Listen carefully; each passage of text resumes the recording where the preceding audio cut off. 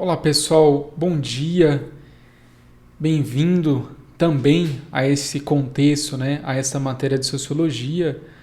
Eu, professor Luiz Calaça, também estarei com vocês nessa matéria de Sociologia e nessa primeira aula também eu farei de uma certa forma um apanhado geral, mas bem inicial, mas de fato eu já entrarei em um assunto específico dentro do contexto da sociologia.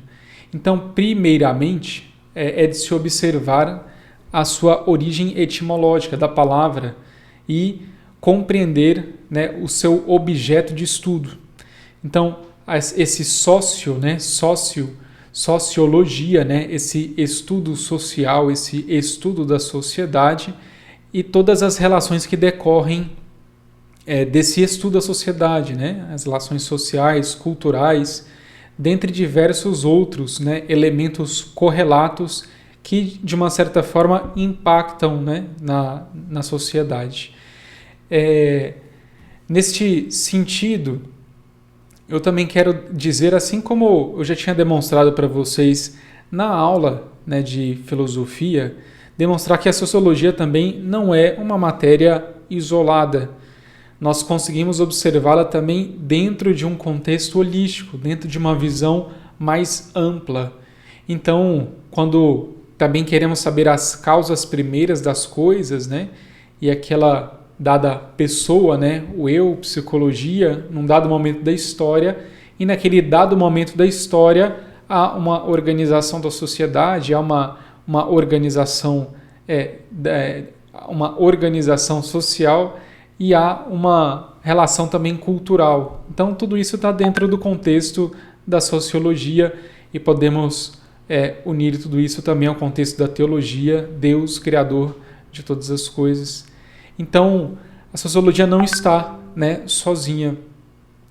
Neste sentido, também retomo a frase do padre Leonel Franca, que nós já havíamos visto na aula de filosofia, quando ele fala queiramos ou não, consciente ou inconscientemente, é uma visão filosófica da vida e uma metafísica do mundo que norteia a nossa atividade. Então, quando observarmos a sociologia, a relação social, então, de fato, são visões filosóficas da vida das pessoas que se encontram no meio da sociedade. Então, a frase, e para recordar o que já havíamos conversado na aula de filosofia, tudo, toda a relação, todo o pensamento, toda a ação que norteia a atividade humana, assim como pontua o padre Leonel Franca, tem uma visão filosófica da vida e uma metafísica do mundo. Ele pensa que cada ação que ele faz tem um impacto no presente e também tem um impacto no futuro, na vida que há de vir. Assim, para nós entrarmos no nosso contexto, na nossa matéria, de forma específica, é claro que ainda vou falar qual que é o assunto, mas há revoluções bem importantes que trabalharam bastante com a movimentação social, no sentido que há uma mudança da cultura, há uma mudança da organização da sociedade. Então, aqui eu quero demonstrar, e vai ser a nossa temática, o sentido da igualdade social ou desigualdade social, ou igualdade nas coisas ou desigualdade nas coisas, igualdade na natureza ou desigualdade na natureza, igualdade do homem ou desigualdade do homem. Então, nesse sentido de igualdade e desigualdade social, iremos então adentrar alguns pontos anteriores, antes de nós, de fato, entrarmos na desigualdade ou igualdade no contexto da sociologia. A primeira delas, a revolta, a conhecida revolta de Lutero no campo religioso, onde há um princípio de igualdade, onde há um sentido posterior que demonstra tanto a posteriori, uma igualdade entre religiões, uma igualdade entre a própria hierarquia, todos são iguais. É claro que eu não vou me aprofundar, mas eu estou querendo mais criar pontos de partida, né, de revoluções. Temos a Revolução Francesa, mais conhecida, com certeza, né, de vocês. Então, a igualdade, né, fraternidade, né, foram lemas da Revolução. E também a Revolução Russa no campo econômico, né, quando recordamos do socialismo. Então, todos iguais, né, não há diferença, né, entre um burguês, um proletário, não há diferença entre um patrão, entre um funcionário, né? Todos são iguais, né? Toda a terra é comum. Então há toda uma pontos, né, fulcrais dessas revoluções, onde se fala de igualdade. Então, para nossa reflexão inicial e para pontos de partida, né, de influências na história, de influências sociais, então 3 revoluções: a Revolta de Lutero, a Revolução Francesa e a Revolução Russa. Então, o princípio da igualdade é o que nós hoje o conhecemos, e aqui eu numero alguns pontos. Nós não discutiremos, né, todos os pontos neste dado momento, né, enquanto aula completa, né, mas eu enumero para também perceber esse princípio que chegou até nós por meio dessas revoluções. Então, a priori, então, somos, né, iguais de direitos, né, então nascemos todos iguais. É claro que aqui, primeiro eu estou colocando proposições, né, não estou ainda colocando se é verdadeiro ou falso, né, nós vamos ainda adentrar isso no contexto da aula. Então, igualdade entre homem e mulher, então eles devem ser iguais. Tanto também percebemos isso de forma prática, também igualdade entre os mais velhos e os mais jovens, né? Todos são iguais, né? Entre o homem e os animais, então vários animais foram elevados quase o direito de igualdade que o homem tem, né? Entre famílias e não famílias, então há também essa igualdade, essa cultura social. Então, famílias e também não famílias. Aqui eu falo, né, família entre homem, né, e mulher, e não famílias, né, como é colocado na atualidade, né, entre pessoas do mesmo sexo. Então, esse princípio da igualdade também pode ser observado na arquitetura. Então, o mundo inteiro tinha sua arquitetura particular, né? Hoje nós conseguimos observar a arte moderna, então a arte moderna sendo pontuada, sendo construída em diversas localidades. Então, uma igualdade também na arquitetura e uma igualdade entre as religiões. Todas as religiões são iguais. Então, esse é o princípio da igualdade, da qual, né, adentrou a nossa cultura, adentrou a sociedade. Vamos aprofundar um pouco em relação a essa discussão e demonstrar que a criação é feita com desigualdade e hierarquia. Então Deus fez tudo com desigualdade. Esse é um ensinamento de Santo Tomás. Então Deus fez tudo com desigualdade e hierarquia. Então há uma diversidade de coisas que foram criadas no universo e cada qual tem o seu papel, a sua função, tem a sua hierarquia. Então, quando adentramos, né, ao primeiro, os minerais eles possuem uma capacidade de existência. Eles existem. Nós vemos, né, podemos constatar os minerais, mas tão somente isso. Então, os minerais, é claro, quando colocamos entre minerais e vegetais, eles são desiguais. Uma pepita de ouro não é igual a uma planta, a uma beterraba, são diferentes. Mas quando adentramos também dentro dos próprios minerais, eles são diferentes. Então, o rubi é diferente da safira, é diferente do ouro, é diferente da prata, é diferente de diversos outros. Cada um tem a sua particularidade. Então, há uma desigualdade, eles não são iguais. Então, é o ensinamento de Santo Tomás. Há graus no ser. Então, há um ser que tem um grau e há o ser que tem outro grau. E isso é perceptível quando nós falamos, a exemplo dos minerais, de pedras preciosas. Então, há pedras que são mais preciosas e outras menos preciosas. não é puramente também um acordo de mercado, mas na própria essência daquelas pedras e nos próprios acidentes, né, que podem acontecer com essas pedras, ou seja, características que elas podem vir a ter, elas demonstram a sua superioridade. E os vegetais, quando nós observamos, eles têm existência e têm vida. Os vegetais crescem, né? Os vegetais progridem, né, na natureza, eles ascendem. E da mesma forma também, dentro dos vegetais, cada um, né, tem a sua função, eles são desiguais. De fato, não é possível que nós façamos a nossa alimentação baseada somente em um tipo, né, de vegetal, mas numa diversidade de tipos. E dentro deles, então, há uma desigualdade. Eles não são iguais. Quando olhamos para os animais, onde eles têm existência, têm vida e têm atuação, eles são superiores aos vegetais e são superiores aos minerais, na hierarquia da criação de Deus. Portanto, o leão, né, o grande animal, né, da selva, né, o sentido que vem até por meio da literatura, pela sua imponência, né, a sua juba, né, os seus pelos. Então, até na imagem, né, podemos ver assim, o olhar do leão, né, sendo um olhar de superior, né? Então, há uma desigualdade entre os animais, mas uma desigualdade que é muito boa. Por quê? Porque cada animal tem a sua função. Nós temos uma cadeia alimentar, né?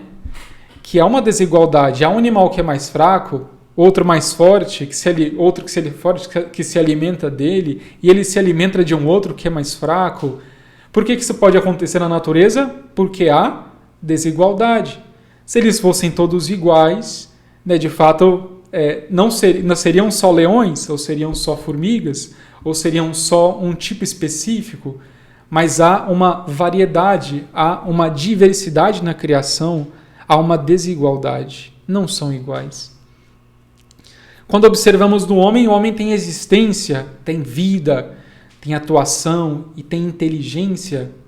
As potências da alma, né, das quais nós falamos, né, na aula de filosofia, a memória, a inteligência e a vontade. O homem, portanto, é superior aos animais, é superior aos vegetais, é superior aos minerais.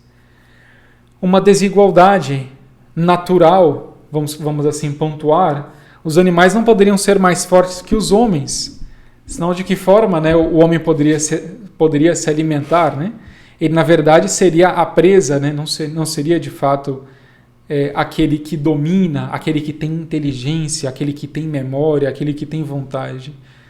Portanto, o homem existe, o homem tem vida, o homem tem alma, o homem tem o sopro, né, de Deus, assim como toda a criação, mas de uma forma particular, ele tem uma inteligência e ele pode dominar os animais, os vegetais e os minerais de uma forma desigual e de uma forma hierárquica a criação. Posterior aos homens, nós percebemos os anjos, onde os anjos têm existência, têm vida, têm atuação, têm inteligência e são puro espírito, são superiores aos homens. Eles estão numa hierarquia superior. Eles, né, de fato estão na beatitude, na bem-aventurança. Eles são superiores aos homens. Então, por isso, podemos observar essa pequena escada de minerais, vegetais, animais, homem e os anjos. E, de fato, seja dentro de cada um, né, desses elementos, vamos assim colocar, há diferenças, há desigualdades. Então, só para nós compreendermos um pouco desse panorama inicial, então, essa desigualdade, perceba que é uma coisa boa. Então, não há motivo de que a natureza seja igual, de que o leão seja igual ao cavalo, de que a zebra seja igual ao elefante. há uma desigualdade bela e harmônica. Os minerais vivem com os vegetais, os animais, o homem e os anjos. Cada qual na sua função, cada qual na sua beleza da criação. Perfeito? E elencando os pontos iniciais, né, e a partir dessa explanação da criação de Deus, segundo Santo Tomás, os graus do ser, a hierarquia, uma desigualdade que é boa.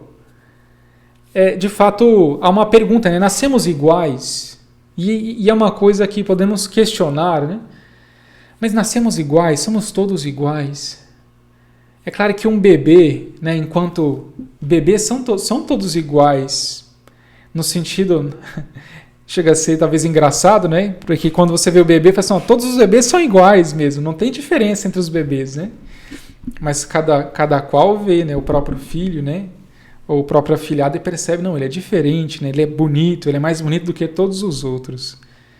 Então, é claro que inicialmente são iguais, porque não se há ainda acidentes que os diferenciam. Vamos assim colocar. Mas, antes de adentrarmos essa discussão, então nascemos iguais. Nossa Senhora, exemplo, ela é concebida e, logicamente, nascida, né, sem pecado, né, uma consequência. Ela é concebida e nascida sem pecado. Mas já São João Batista, ele é nascido somente sem pecado. Ele não é concebido sem pecado. Somente ele é nascido sem pecado. É o que o catecismo explana para nós. Eles nascem iguais? Não, eles não nascem iguais. E são, vamos assim pontuar, também nós são criação de Deus. Não nascem iguais. Perceba que um bebê que nasce de um rei, nasce em um palácio, ele nasce com privilégios comuns ao seu contexto. Isso é natural. Por que nós devemos invejá-lo por ter nascido com um rei? Na verdade, nós temos, né, seja a vida enquanto os reinados, né, cada um tem a sua própria vida, cada um tem a sua parte que lhe cabe. Nós não devemos invejá-lo por ele ter nascido com algum privilégio, já que ele teve um nascimento dentro de um reinado. Então é comum que não se nasça igual. Consegue compreender, né, aí o limiar agora da nossa discussão? Existe a desigualdade, e a desigualdade é uma coisa boa. Perceba que se nós quiséssemos que o bebê do rei fosse exatamente igual a quem não vamos assim pontuar, não nasceu no reinado, seria uma injustiça com ele, já que a família dele construiu aquilo. É quando percebemos no documento, né, a Rerum Novarum, que se pontua na doutrina social da Igreja, que aquele que trabalha, aquele que constitui os seus bens, aquele que deu o suor, né, pelos seus bens, ele tem direito sobre aquilo. E nós não devemos invejá-lo se ele conseguiu, de uma certa forma, alguns bens que outro não tem. Então, um bebê que nasce em um rei, ele nasce com privilégios. Então é comum que não se nasça neste sentido de forma igual. Então, no ponto 4, há de se perceber que quando os bebês crescem, né, aí já partindo nesse sentido, né, da ascensão da pessoa, né, então ele nasceu, então ele vai ter talentos desiguais.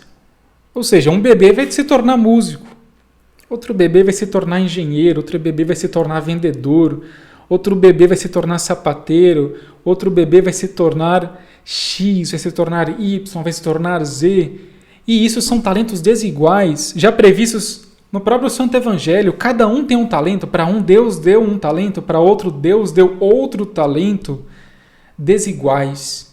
E se eu invejar aquele outro talento, é de uma certa forma uma injustiça, porque a justiça de Deus deu aquele talento, né? Permitiu aquele talento e para mim outro. Então perceba onde que nasce essa revolta, essa revolução da igualdade. É natural a desigualdade. E a desigualdade, ela é harmônica. Ela deve ser harmônica, porque ela é criação de Deus.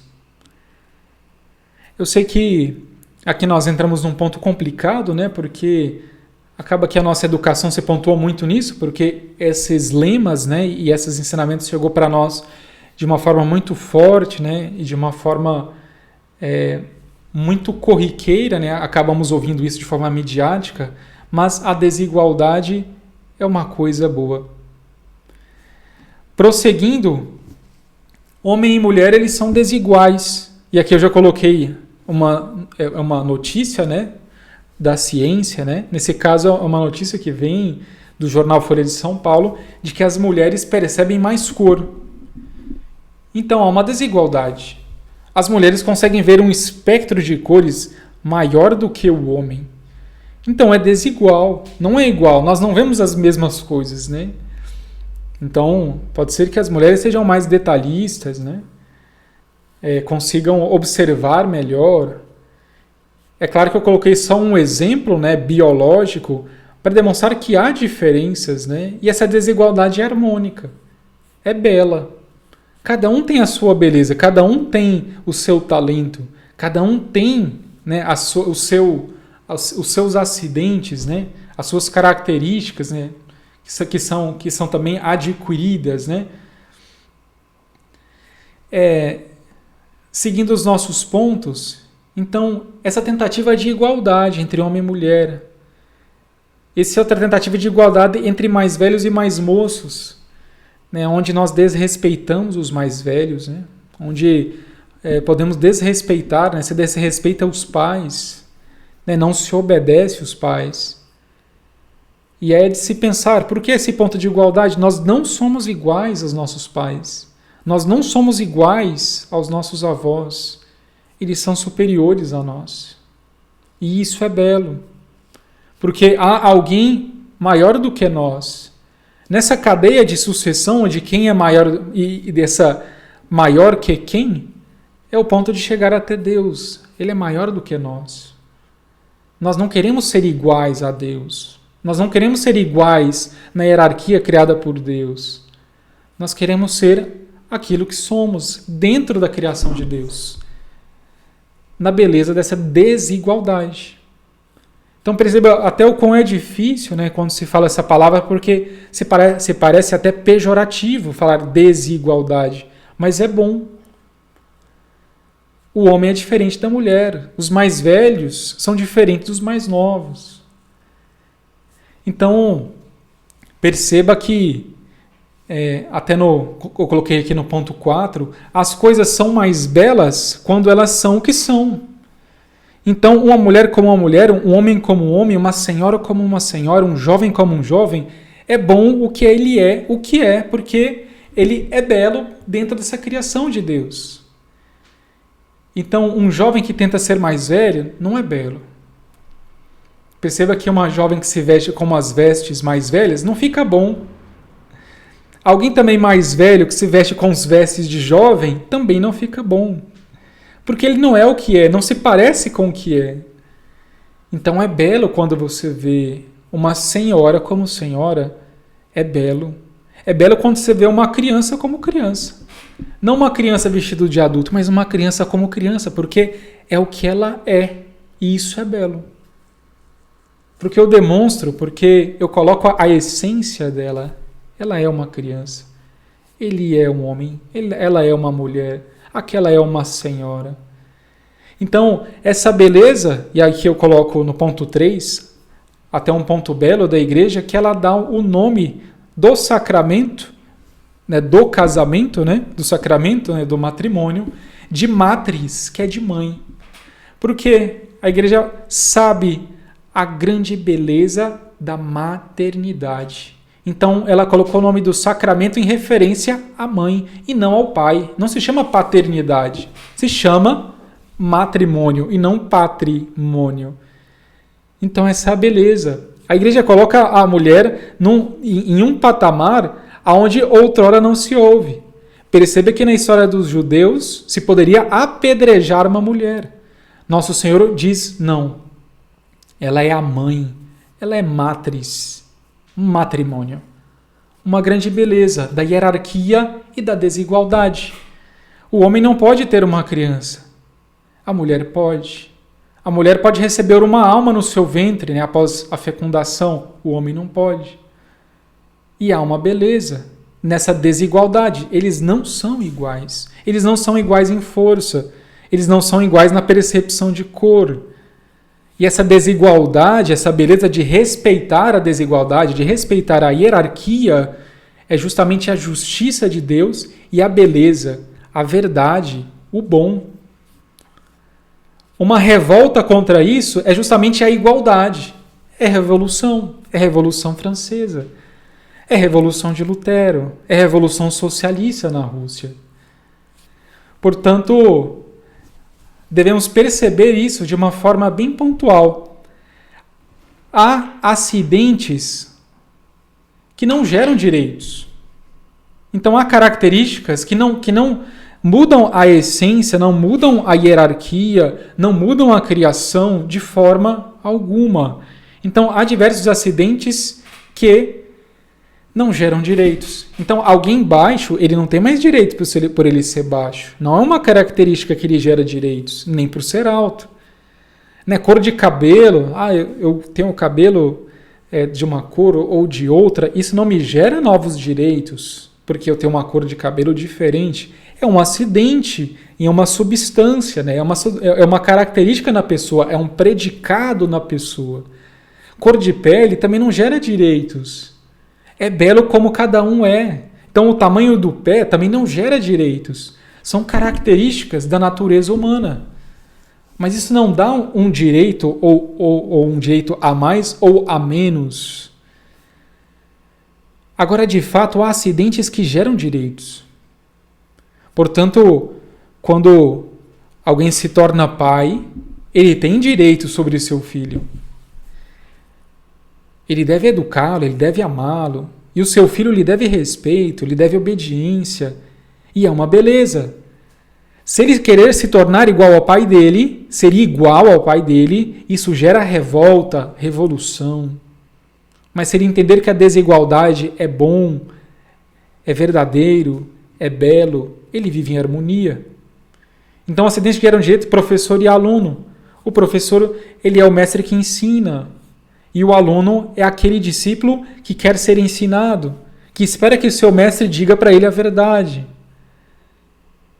Portanto, quando nós equiparamos e criamos coisas iguais, é o que fazemos com honesto e corrupto. É o que se acontece hoje, até quando nós olhamos para a sociedade. Você se revolta quando é equiparado alguém que é considerado honesto, alguém que é considerado corrupto como honesto. Aí você fala assim, nossa, mas ele é um corrupto. Ele é um corrupto, né, provado. Então, justamente você equiparar e colocá-lo como honesto, isso gera uma revolta. Então, de uma certa forma, vamos colocar assim, uma conclusão parcial até o certo momento, perceba que a injustiça, ela provém da igualdade. Eu serei injusto quando eu querer colocar que a natureza, que o leão seja igual à zebra, que o homem seja igual à mulher, que o pai seja igual ao filho, que o avô seja igual ao neto. Eu crio uma injustiça, porque eu quero igualdade. E, na verdade, a desigualdade é uma coisa boa, é a criação de Deus. Então, nessa frase, aqui embaixo dos slides, os homens são iguais em natureza, mas diferentes em seus acidentes. Assim, os homens não são iguais, mas semelhantes.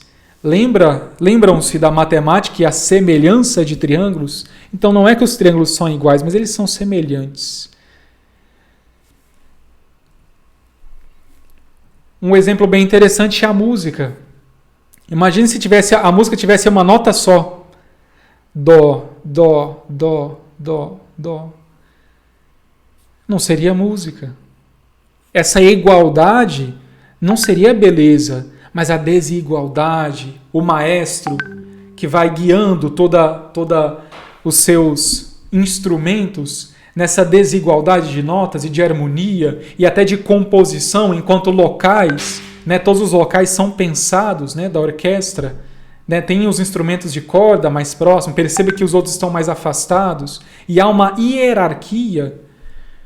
Então perceba que se eu mudasse essa orquestra, eu seria injusto.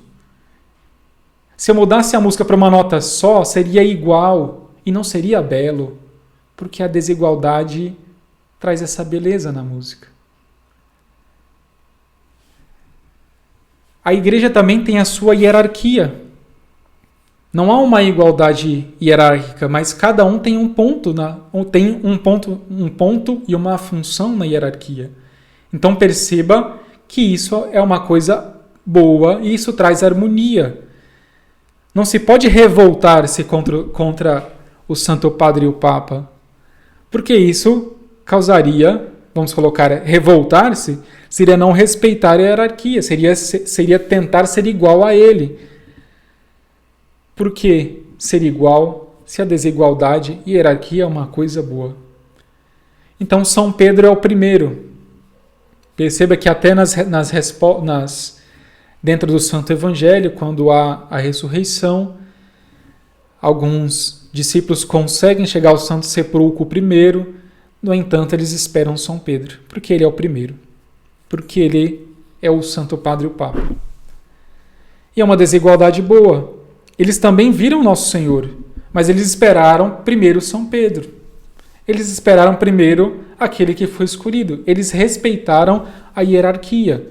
Então veja a beleza, todos viram Nosso Senhor e todos mantiveram a harmonia, porque eles respeitaram essa desigualdade.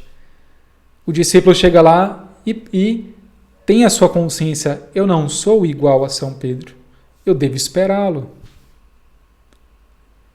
Um exemplo até de um milagre de Nosso Senhor, que ele pede para que o curado possa se remeter ao sacerdote. Olha, vá até o sacerdote e mostre que houve a cura. Ele respeitando a hierarquia social. Olha, diga a ele, diga ao sacerdote. Ele é o responsável por tal. Então, mantendo essa hierarquia, mantendo a harmonia. Então, perceba o quão é belo.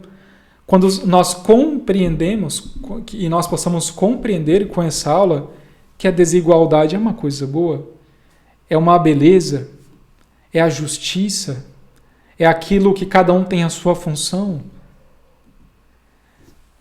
Nós havíamos falado a respeito delas e as pedras preciosas, que são desiguais, né?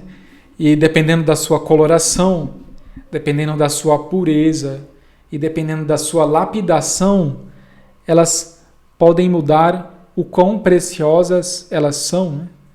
Então aí há um anel, né, com 2 pedras de safira e um rubino ao meio. Então perceba a beleza, né, do anel, a beleza das pedras preciosas, que cada uma, né, vamos colocar assim, cada qual tem a sua beleza, e essa desigualdade, essa diversidade do ser é belo. É muito belo que se tenha uma diversidade do ser. Então essa é a criação de Deus para esse contexto dos minerais. E por fim, creio que nós já estamos chegando ao fim da aula. É claro que demonstramos todos esses passos anteriores, né? Perceba que, de uma certa forma, até o momento nós estamos muito mais, né, na filosofia do que na sociologia, mas o sentido é para que nós compreendamos, né, mais uma vez a frase do padre Leonel Franca, que de fato a vida social tem uma filosofia por trás. Então essa igualdade, ela tem uma filosofia por trás que vem das revoluções, que vem da Revolução de Lutero, que vem da Revolução Francesa, que vem da Revolução Russa, né? Então esses princípios que chegaram até nós. E é belo você perceber essa desigualdade e hierarquia que Deus assim criou, né? Essa beleza da natureza, né? Essa beleza cosmológica que nós podemos observar, né? E de fato podemos perceber, né? Aqui fazendo de uma certa forma um resumo, né, do que até o momento nós falamos, né? As diferenças, né, bonitas e belas e desiguais, né, entre homem e mulher, entre anciãos e mais novos. Essa beleza da igreja ter colocado o nome matrimônio, né, para demonstrar essa grandeza da mulher, né, na Santa Igreja e na vocação grandiosíssima e bela, né, do crescer e multiplicai-vos, né, daquela que recebe a alma, né, em seu ventre, né, daquela que pode gerar a vida, e perceber que alguns acidentes não geram direitos, né? Não é porque alguém é mais baixo ou alto, cor de cabelo ou de pele, ou tamanho do pé, da perna, não lhe gera direitos, né?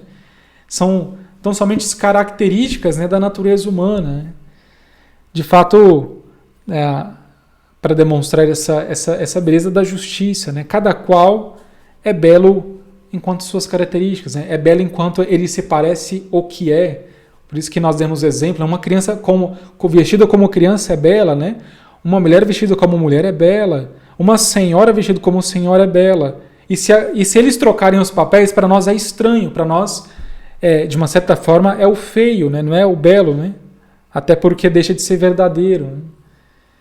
Então, e há acidentes que geram direitos, né? O pai e o filho, o professor e o aluno. Demonstramos a questão da música, né? De fato, se nós tivermos somente uma nota, uma igualdade, né, nós não teremos uma beleza. De fato, há diversos graus da música, né? Então, eu também não vou me aprofundar tanto, porque nós vamos ver um pouco mais também na filosofia a respeito da música. E dentro da igreja também, a hierarquia, o exemplo de São Pedro, qual os discípulos esperam, né? São Pedro é o primeiro. Nosso Senhor que respeita a hierarquia social, né, pedindo para que se remeta ao sacerdote, aquele que é curado. As pedras preciosas, né, das quais cada um tem a sua característica, cada um tem o seu dado valor, né, cada um é precioso, né, enquanto tem as suas características. E, por fim, nós temos a igualdade que é oriunda de Marx e Engels, no livro que é a origem da família, da propriedade privada e do Estado. Talvez eu não sei se a imagem tá muito bem, mas eu também depois eu posso postar no Classroom a imagem com uma qualidade melhor, né, para que se leia também. Eu vou ler, né, para que nós possamos fazer os devidos comentários. Então saímos de todo esse sentido filosófico para demonstrar essa desigualdade, essa hierarquia. E agora nós entramos na igualdade, da qual Marx e Engels, neste referido livro, falam. Então ele coloca: a família individual moderna está baseada na escravidão doméstica, transparente ou dissimulada, da mulher, e a sociedade moderna é uma massa cujas moléculas são compostas exclusivamente por famílias individuais. É claro que aqui é uma constatação, né? Ele sabe que as famílias, né, ele quer demonstrar muito essa ligação entre famílias que têm propriedades privadas e que, de uma certa forma, elas têm uma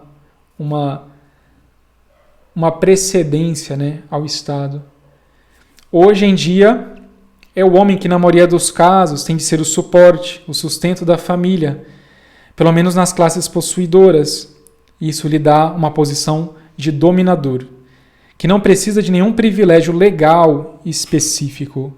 Então perceba que aqui, eu até coloquei isso, que há acidentes que não geram privilégios, né? Não geram direitos. Então ser homem não gera direitos, ser mulher não gera direitos específicos, né? Mas aqui ele quer demonstrar um sentido da revolução, né? Ele porque tem a parte financeira, então ele é um dominador. Né? É o que Marx e Engels tenta colocar nesse sentido da igualdade. Né? Então, na família, o homem é o burguês e a mulher representa o proletário. Então, aqui ele já ele já desconstrói o sentido da desigualdade boa. Ele coloca a pejorativa. Ele tenta criar uma revolução dentro da família, uma revolta dentro da família. Ou seja, o homem é burguês e a mulher é o proletário. É claro que quem já sabe da teoria de Marx sabe que a luta de classes é entre burguês e proletário, a ponto dele colocar que o homem é o burguês e a mulher é proletário. Uma revolta, uma revolução, a igualdade dentro de uma família. Então, a tentativa de destruir a família é a teoria socialista. É a teoria da igualdade. São as revoluções que nós falamos, de Lutero, a Revolução Russa, que demonstra esse socialismo, né? Então, no mundo industrial, contudo, o caráter específico da opressão econômica, que pesa sobre o proletariado, não se manifesta em todo o seu rigor, senão quando são suprimidos todos os privilégios legais da classe capitalista e quando for estabelecida a plena igualdade jurídica das duas classes. É claro que aqui a gente teria bastante comentário a respeito disso.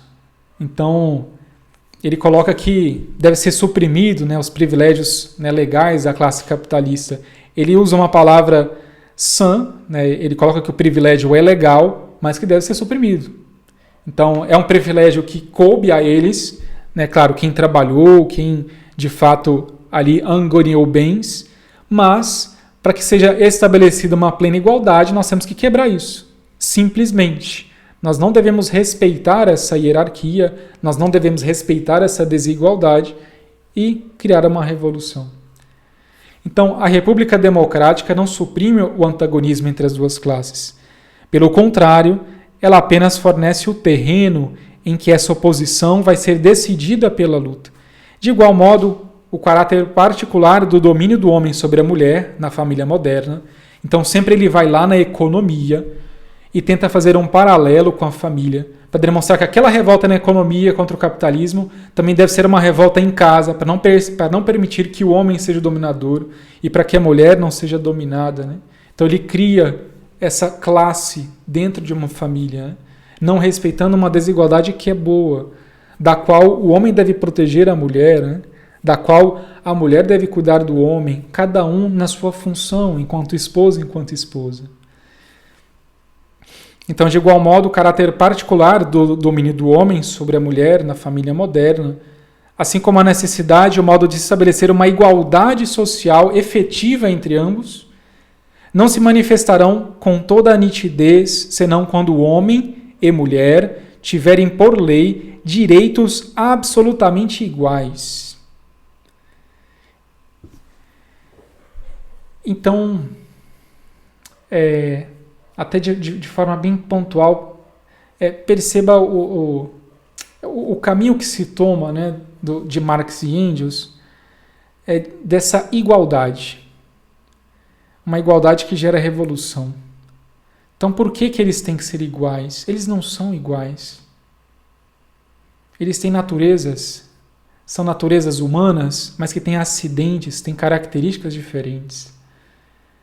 E geram direitos, é claro, um marido gera um direito enquanto marido, a esposa gera o seu direito enquanto esposa, mas não há vamos assim pontuar, não há uma prevalência do homem sobre a mulher ou da mulher sobre o homem, é uma harmonia. Pense na harmonia musical. Não é uma nota só, mas são notas diferentes, são harmonias diferentes, mas que se complementam. Então, criar a igualdade é revolução. Igualdade neste sentido não é querida por Deus. Então, é que se há de ver que a libertação da mulher exige como primeira condição a reintegração de todo o sexo feminino na indústria pública, o que, por sua vez, exige a supressão da família individual, enquanto unidade econômica da sociedade. Então, para que a mulher seja reintegrada, né, no contexto da indústria, eu tenho que suprimir a família individual, enquanto unidade econômica. É claro que não é só enquanto unidade econômica, né? Aqui a gente consegue observar os dois pontos. Ele vai na economia, mas vai também no contexto social, na vivência da família, a demonstrar que o homem é dominador.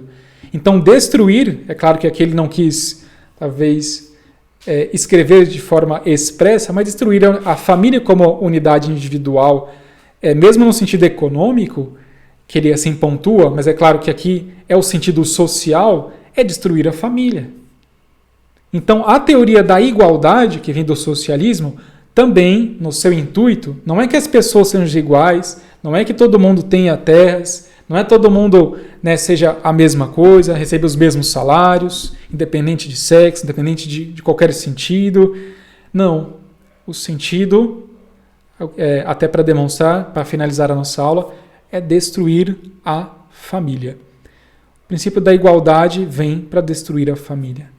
Portanto, assim demonstrado o quão a desigualdade é boa, é querida por Deus. Perceba que ficamos bastante tempo falando bastante de princípios filosóficos inicialmente, para que nós pudéssemos chegar ao sentido social, para demonstrar que todas essas teorias têm uma filosofia por trás, têm algum sentido por trás.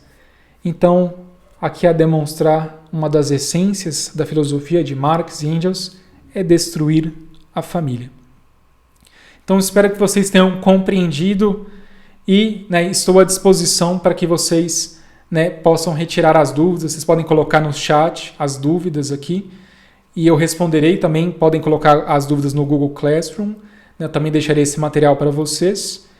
E agradeço a atenção de vocês. Né? Deus abençoe cada um de nós. E salve Maria.